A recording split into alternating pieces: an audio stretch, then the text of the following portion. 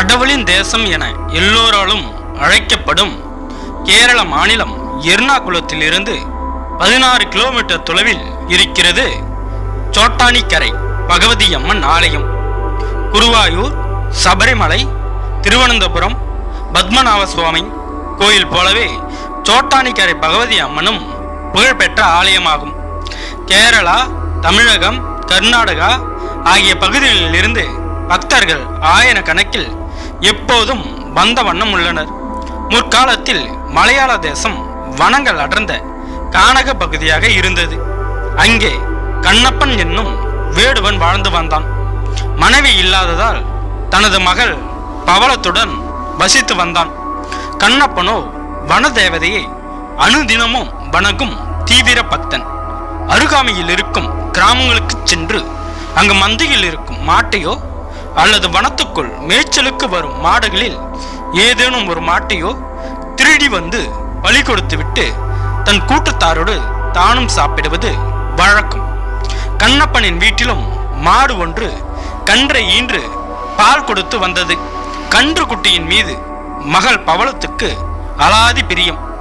எப்போதும் அதை பிடித்து கொண்டு விளையாடுவாள். ஒரு நாள் வனதேவதைக்கு பலியிட எந்த மாடும் கிடைக்கவில்லை. அதனால் தன் வீட்டில் இருந்த மாட்டையே பலி கொடுப்பது என முடிவு செய்து அதை அவிழ்க்கச் சென்றான். அப்போது கன்று தாயின் பிரிவு தாழாமல் அம்மே என அலறியது.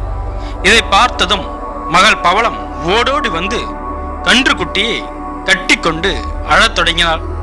அப்பா, என்னை போலவே இந்த கன்றும் தாயற்ற பசுவாக வேண்டுமா என கேவி கேவி அழுதாள். மகளின் அழுகை கண்ணப்பனின் மனதை என்னவோ செய்தது. இனி ஒரு நாளும் உயிர்களை பலி கொடுக்க மாட்டேன் என அழுது புலம்பி அலறினான். அன்றிலிருந்து புலால் உணவை உண்ணாமல் வாழத் தொடங்கினான். சில நாட்கள் சென்றதும் அவனுடைய மகளும் இறந்து போனாள். யாருமற்ற நடைப்பிணமாக தன் நாட்களை நகர்த்தி வந்தான். ஒரு நாள் கனவில் ஒரு காட்சி தோன்றியது. லோகமாதா ஜெகதாம்பாள் கோடி சூரிய பிரகாசத்துடன், கண்ணப்பா, நீ கொடுத்து வைத்தவன் உன் மகளின் நேசத்துக்குரிய பசு சாட்சாத் மகாலட்சுமி தான் என்பதை அறிந்து கொள் என கூறி மறைந்தாள். படுக்கிலிருந்து எழுந்து தொழுவத்தை பார்த்தான். அங்கே பசுவும் கன்றும் சிலைகளாக மாறியிருந்தன. தன் கூட்டத்தாரிடம் விஷயத்தை சொன்னான். அவர்களுக்கு அந்த இடத்தில் காவு அமைத்து மரங்களால் ஆன கோயிலை உருவாக்கி வழிபட தொடங்கினார். ஆனால் கால ஓட்டத்தில் அந்த பகுதி முழுவதுமே இயற்கையின் ஆளுமைக்கு சென்று மரங்கள் அடர்ந்த பகுதியானது. பல நூறு ஆண்டுகளுக்கு பின்னர் கிராமத்து பெண்ணொருத்தி புல் அறுத்து கொண்டிருந்த போது திடீரென ரத்தம் பீறிட்டது. அவள் அலறி அடித்து கொண்டு நடந்த விஷயத்தை ஊர் மக்களிடம் சொன்னாள். அவர்கள் அதை ஏடாட்டு நம்பூதிரியிடம் சென்று கூற அவர் வந்து பார்த்துவிட்டு, இந்த இடம் முழுவதுமே தேவியின் அருள் பெற்ற இடம், இங்கு ஆலயம் அமைத்து வழிபடுவோம் என்றார். இந்த பசு சிலை தேவியின் அம்சம். இதற்கு உடனே அபிஷேகமும் நெய்வேத்தியமும் செய்ய வேண்டும். இங்கே குடிக்கொண்டிருப்பது சந்தேகமே இல்லாமல் லட்சுமி தேவியே தான். இது லட்சுமி நாராயண மூர்த்தியின் வாஸ்து தலமாக திகழவிருக்கிறது என்று சொல்லி பூஜை புனஸ்காரங்களை அப்போதே தொடங்கினார் ஏடாட்டு நம்பூதிரி. இங்கே லட்சுமி, சரஸ்வதி, துர்க்கை என்னும் 3 உணர்வு நிலைகளோடு தேவி திகழ்கிறாள். தேவியின் வலது பக்கத்தில் 2 அடி உயரமுள்ள கிருஷ்ணர் சிலை உள்ளது. அம்மே நாராயணா, தேவி நாராயணா என்று மனமுருகி பக்தர்கள் வழிபடுகிறார்கள்.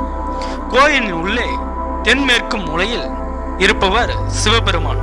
அருகிலேயே கணபதி சன்னதி, அங்கிருந்து தெற்கு பக்கமாக இருப்பது நாகராஜ சன்னதி. கோயில் குளத்தின் கிழக்கு கரையில் அமைந்திருப்பது உக்கிர காளையான கீழ்காவு பகவதி சன்னதி. அதிகாலையில் தேவியை சரஸ்வதியாக பாவித்து வெள்ளை ஆடை அணிவித்து பூஜிக்கிறார்கள். மதிய வேளையில் தேவிக்கு சிவப்பு ஆடை அணிவிக்கப்பட்டு காளியாகவும் மாலையில் ராஜராஜேஸ்வரியாகவும் வழிபடுகிறார்கள். மாசி மாதத்தில் நடைபெறும் ஆராட்டு விழாவும் நவராத்திரி விழாவும் இங்கு விசேஷமாக கொண்டாடப்படுகின்றன.